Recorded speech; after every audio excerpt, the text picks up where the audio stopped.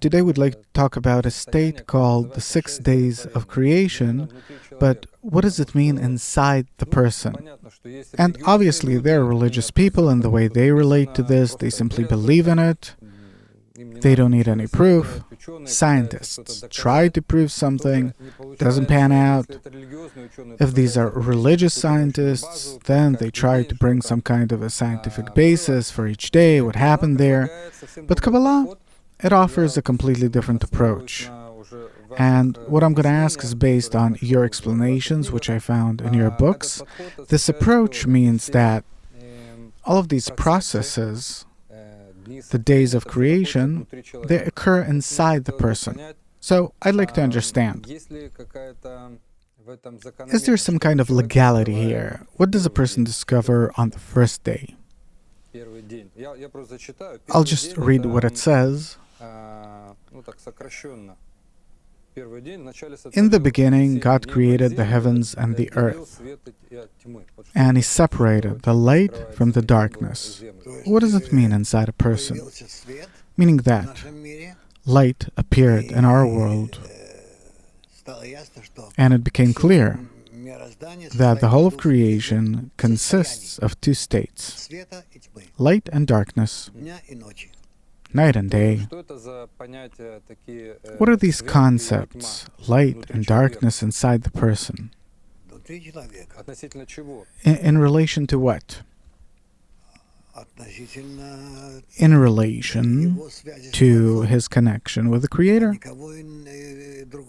And there is no one else, and there's no need. There's no need for it. A person that rises a bit above himself, above his animate existence. He starts feeling that there's light, which is the light of bestowal, of closeness, light of love, connection, etc. And therefore, at first, a person experiences it on himself, inside himself, these two states, light and its opposite, darkness. Where there's light, these are all the good states of connection with whomever. And the darkness is the opposite. What does it mean that God created the heavens and the earth? The same in relation to the heavens and earth. Earth, it's like the desire to receive. Yeah, like the desire to receive. And the heavens, the desire to bestow. So these are two forces, the one of the Creator and the other of the created being, and they develop inside the person. So it says that it separates his thoughts into impure thoughts, egoistic ones, and the light, these are the thoughts directed toward the Creator. Yeah. And before that, that everything was in chaos. It means what? That there was no order. There was no separation from the one from the other. So at first, a person couldn't differentiate these two kinds of directions of thought. Yeah. And before we move on to the second day in Kabbalah, we learn about the 5 phases of the development of desire. Is there some kind of connection between the phases of the development of the desire and the restriction at the end, and the days of creation, the 6 days? Yeah, of course, you can explain it that way. So it's the same explanation, only in a different language, right? In the language of the Torah and in the language of Kabbalah. Yeah. Okay, day 2. It said, so God made the vault and separated the water under the vault from the water above it. What division occurs here?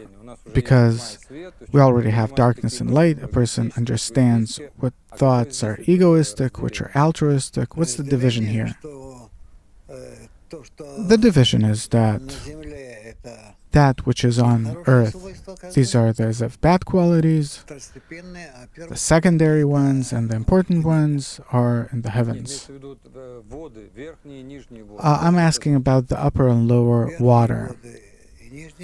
Upper and lower water, it's the difference between the forces that aspire for the Creator and those that aspire in the opposite direction. And on the third day, the Creator created land and starts growing vegetation and trees, etc. Can we relate this to the vegetative level in man's desire? Of course, this is exactly what it relates to, refers to. They go and develop, become more and more revealed. You can say, you can put it that way, but actually they all start developing in the first day. So, new data becomes revealed to the created being, new opportunities to see deeper, more clearly. What did the Creator do? But still, we're talking about spiritual desires, not the egoistic desires of our world. No. We're not talking about the desire for power, the desire for... There is a certain parallel between this and that. Because when the division already occurs on the level of our world, it also happens in the same state. So what the Torah writes, it's all about the creation of different forces, principles that these forces are based on, but you're saying that there's a parallel when these forces become revealed in matter, meaning within the boundaries of time, space, motion. Yeah. So it's a connection of cause and consequence, turns out. Right? What I'm trying to understand about the third day is, what does a person discover in himself when it says that vegetation starts to grow, trees, etc.? What type of desires are these? What kind of connection with the Creator is it? The third day is a good day of creation,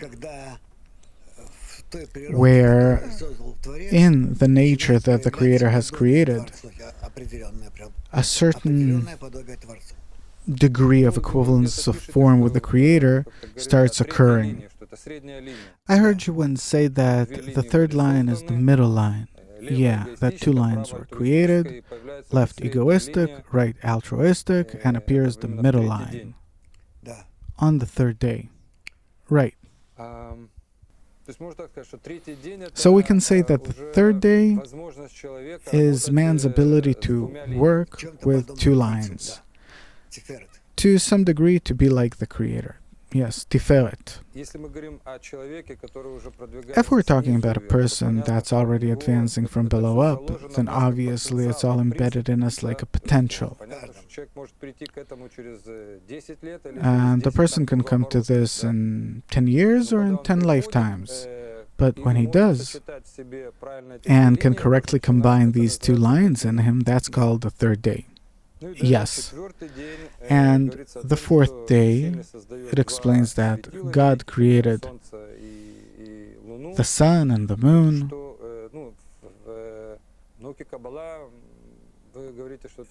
In Kabbalah, I heard you say that it's called Za'anpin and Malchut. What are these two states? What does it mean that I discover in me these two lights, the sun and the moon?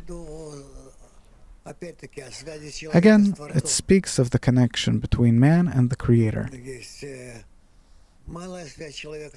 There is a smaller connection between man and the Creator, a greater one, and both, there's room for both.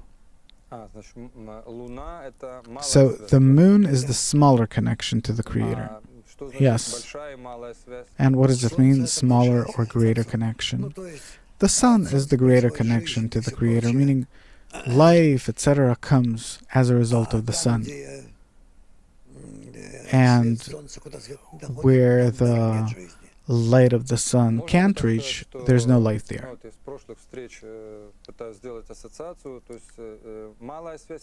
Can we say that the small connection is when I use lighter desires for connection? Yeah. And the big connection is when I use the biggest egoistic desires. Yeah. And the fifth day, God creates animals and birds,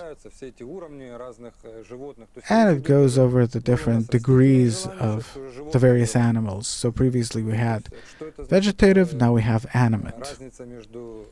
What's the difference between... It's a tremendous difference. You can understand, of course. Imagine, were there only vegetative desires in our world? What would happen? If you're saying that the Creator created man, then how does he come closer to the creation of man? Through the creation of the vegetative and then animate desires and then the creation of man. And it says, be fruitful and increase in number. What does it mean?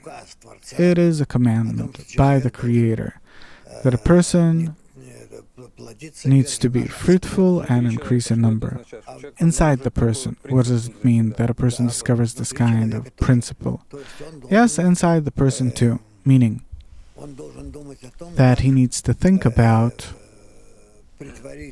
how to implement the commandments of the Creator in practice, in action.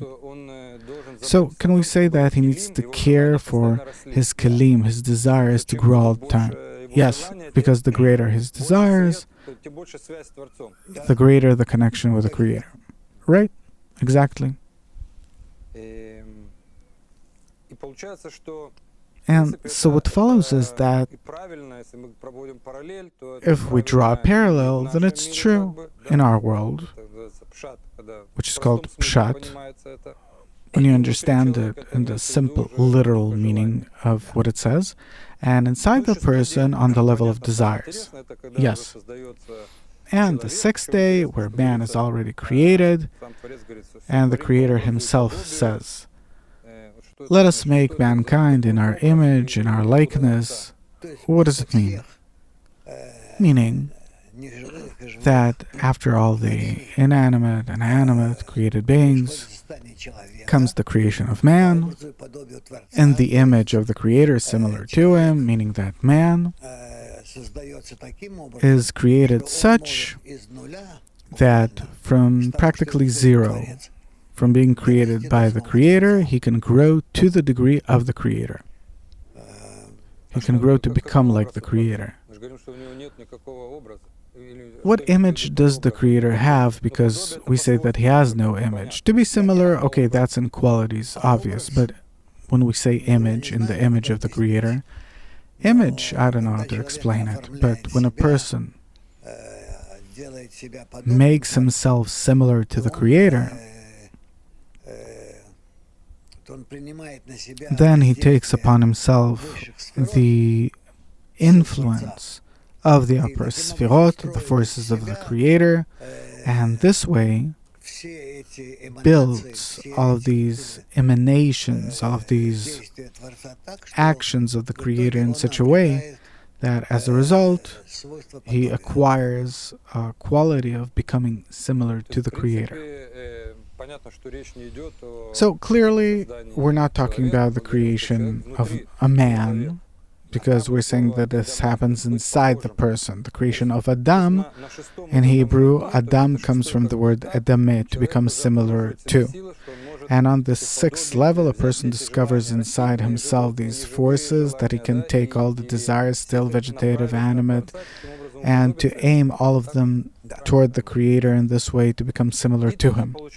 Yeah. And then the seventh day, this is interesting that the seventh day,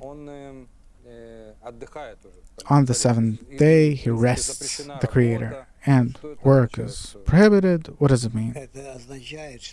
It means that a person really needs to understand that the world was not created for work in order to create something, but that there is a certain period in which he needs to be engaged in it, create.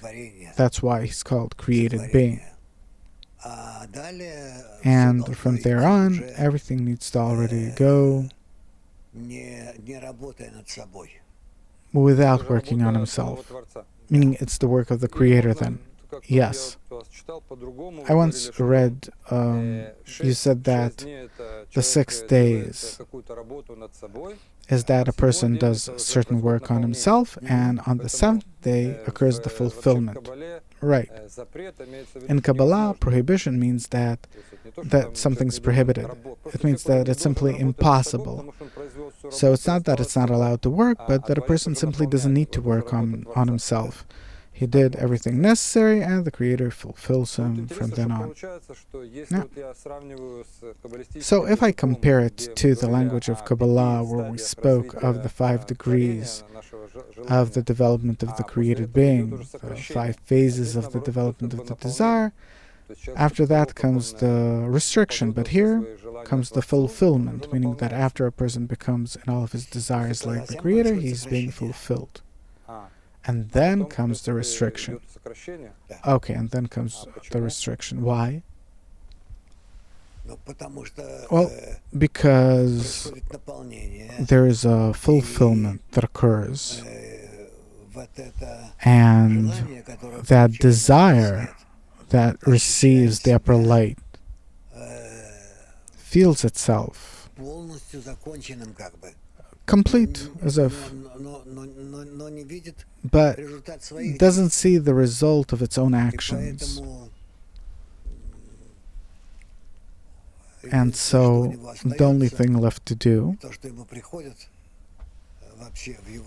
and what comes to his desire, what appears in him, is that he needs to, as if, cut off his development, his desires, make a restriction upon himself over his desire for it to no longer develop a restriction, and that from that desire, according to the offer of man, of Adam, will appear a different action. Not the continuity of development, but in a certain sense the opposite. That a person restricts himself. He wishes to invert this desire in which he was created into a desire in which he will be like the Creator. That's what's important to him. And that's why what turns out is that creation doesn't stop on the 7th day. It's only the seven days of creation. And afterwards occurs the action on part of man. So it's like all of these states are embedded in potential that a person needs to go through. Yeah. So the Torah, Kabbalah, they describe the process, first of all, of the creation from above down.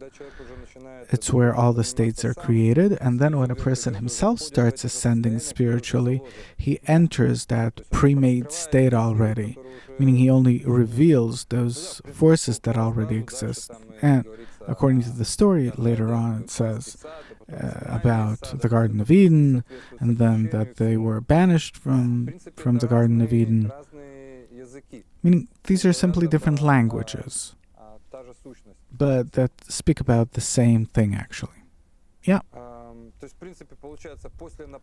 So what follows is that after the fulfillment, the person restricts himself because he feels, as you put it, he feels shame, bread of shame, yeah. And then begins the process of concealment from the Creator, and revelation, where the Creator already reveals the Creator, and the measure of his similarity to the Creator. Meaning the similarity that existed on the sixth day. What's the difference between the one that a person acquires when he goes from below up and the one that was created on the sixth day? There's a big difference. The one is what the Creator does, and the other is what is given to the created being to make himself similar to the Creator. So the sixth day was simply like the force is embedded in there in potential. Yeah. And here it is already the creation of man, of Adam. Adam from the word Edameh, to be similar to. So here we're talking about the process of ascent from below up. It's where I take these forces and realize them on myself. Yes. And this means that each needs to write the Torah on his heart, the plates of his heart. Right, on his desire. Okay, thank you very much for this explanation. Till next time, all the best.